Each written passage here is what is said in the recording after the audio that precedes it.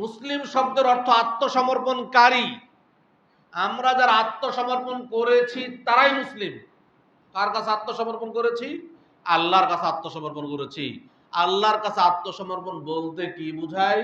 যে আল্লাহর যাবতীয় আদেশ মেনে নিলাম আর যাবতীয় নিষেধ বর্জন করলাম, এর নাম আত্মসমর্পণ।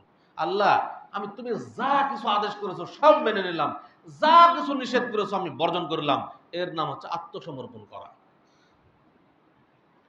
তাহলে দ্বীনের প্রথম স্তর হচ্ছে ইসলাম। এখন আমি নিজেকে প্রশ্ন করি, ইসলাম মানে তো আত্মসমর্পণ করা।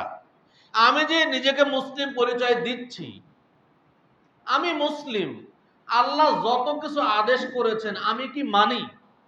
মানলে কয়টা আদেশ মানি আর কয়টা মানি না? নিজেকে প্রশ্ন করি।